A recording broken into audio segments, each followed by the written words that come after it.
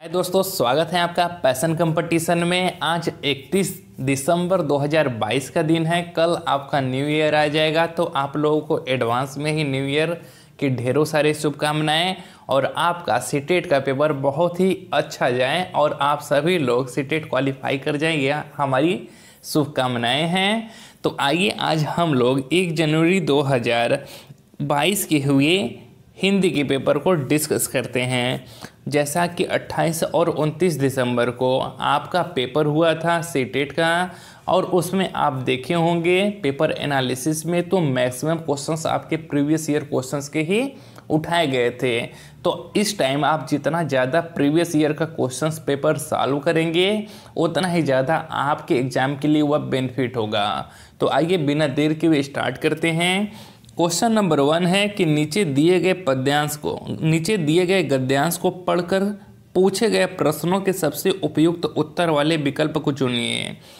मानव इतिहास में हजारों साल तक शून्य का कहीं अता पता नहीं था। शून्य की अवधारणा आ भी गई तब भी काफ़ी समय तक मानव ने इसे संख्या नहीं समझा।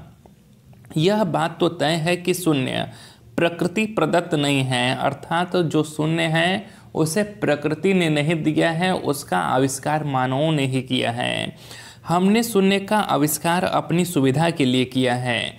मनुष्य ने शून्य की अवधारणा को न केवल समझा है बल्कि उसकी सहायता से कई स्वचालित उपकरणों का आविष्कार भी कर लिया है। शून्य एक ही समय में एक अमूर्त विचार और एक वास्तविकता है, और यह सीखना सबसे मुश्किल है कि शून्य एक से छोटा है। सबसे पहले भारत ने कुछ भी नहीं को दर्शाने के लिए शून्य को एक स्वतंत्र संख्या के रूप में मान्यता दी। तो सबसे पहले शून्य को संख्या के रूप में मान्यता किसने दी? भारत ने दी। अगर हमें शून्य को 1, 2 और 3 जैसी संख्याओं की तरह मूर्त चीज़ों से संबंध कर पाते तो शायद शून्य को समझना बहुत ही आसान होता। यह हो गया हमारा गद्यांश का पैराग्राफ। दोस्तों अब आइए इससे बनने वाले प्रश्नों को सॉल्व करते हैं। पहला प्रश्न है कि शून्य के बारे में कौन सा वाक्य सही है? पहला, शून्य प्रकृति प्रदत्त है। दूसरा, शून्य मानव जनित आविष्कार है। या तीसरा, शून्य की गणना मानव ही कर सकता है। या चौथा है, शून्य मूर्त अवधारणा है। तो इसका सही जवाब है कि शून्य क्या है? मानव जनित आविष्कार है। अभी हमने ऊपर ही पढ़ा था। ये अगला क्वेश्चन देखते हैं कि संख्याओं के संदर्भ में कौन सी अवधारणा समझानी सबसे कठिन है? पहला, शून्य सबसे बड़ी संख्या है। दूसरा, शून्य 1 से बड़ा है। या तीसरा, शून्य 1 से छोटा है। या फिर चौथा, शून्य जोड़ा जा सकता है। तो कौन सा समझाना सबसे ज़्यादा कठिन है? वह यह कि शून्य 1 से छोटा है। आइए नेक्स्ट देखते हैं। क्वेश्चन नंबर 93 है कि विश्व में किसने पहल शून्य को संख्या के रूप में मान्यता दी? तो किसने दी? भारत ने दी। आइए नेक्स्ट क्वेश्चन देखते हैं। क्वेश्चन नंबर 94 है, शून्य एक ही समय में एक अमूर्त विचार और वास्तविकता है का आशय है। तो इसका आशय क्या है? पहला, यह दिखाई नहीं देता परंतु इसका अस्तित्व है। दूसरा, संख्याओं में महत्वहीन स्थान धारक है। तीसरा, यह दिखाई देता है पर इसे किसी शब्द में सुन नहीं सकते हैं। या फिर चौथा, यह अदृश्य है पर इसे सुन सकते हैं। तो इसका सही जवाब है ऑप्शन नंबर 1, यह दिखाई नहीं देता परंतु इसका अस्तित्व है। एक क्वेश्चन, नेक्स्ट क्वेश्चन देखते हैं। क्वेश्चन नंबर 95 है, शून्य की अवधारणा आने पर भी मनुष्य ने इसे बहुत समय तक संख्या क्यों नहीं समझा होगा? पहला, मूर्त चीज़ों से शून्य की संबद्धता न होना। दूसरा, सभी वैज्ञानिकों द्वारा इसे मान्यता न देना। या तीसरा, पशुओं द्वारा इसकी समझ रख पाना। या चौथा, इसकी प्रकृति प्रदत्त न होना।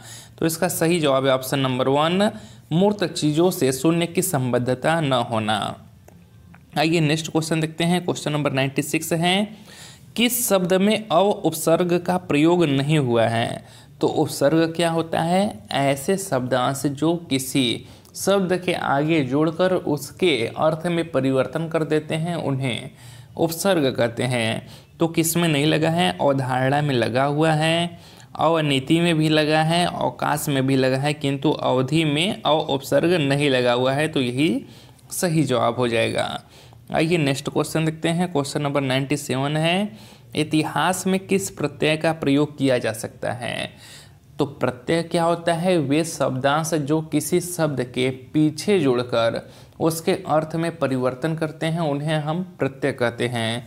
इतिहास में किस प्रत्यय का प्रयोग किया जा सकता है? तो इसमें इक प्रत्यय का प्रयोग किया जा सकता है। जब इतिहास में इक जोड़ेंगे तो यह ऐतिहासिक शब्द बन जाएगा। क्या बन जाएगा? आपका ऐतिहासिक शब्द बन जाएगा। ठीक है दोस्तों, तो किसका प्रयोग किया जा सकता है? इक का प्रयोग किया जा सकता है। ऐसे ही जब राजनीति में हम लोग एक शब्द का प्रयोग करेंगे तो राजनैतिक बन जाता है। ठीक है, आइए नेक्स्ट क्वेश्चन देखते हैं।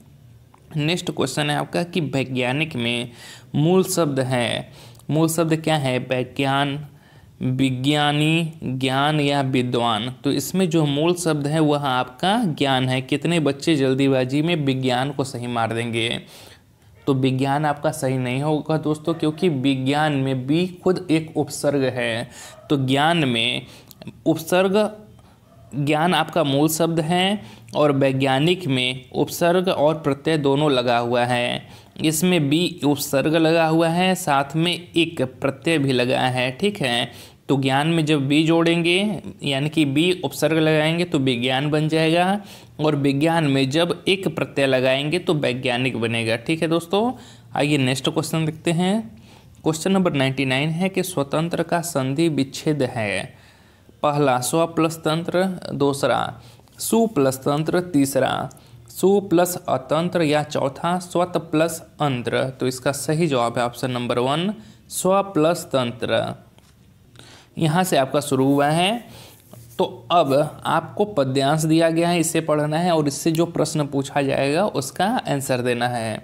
तो निम्नलिखित पद्यांश को पढ़कर पूछे गए प्रश्नों के सबसे उपयुक्त उत्तर वाले विकल्प को चुनिए। सूर्योदय सूर्यास्त असंख्यों सोना ही सोना बरसाकर मोल नहीं ले पाए इसको।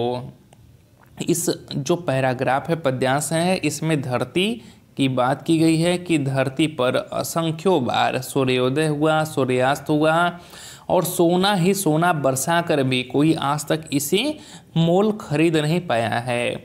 भीषण बादल आसमान में गरज गरज कर धरती को न कभी हरा पाए। और भीषण तरीके से बादल गरजा है, बरसा है, किंतु आज तक वह कभी भी धरती को हरा नहीं पाया।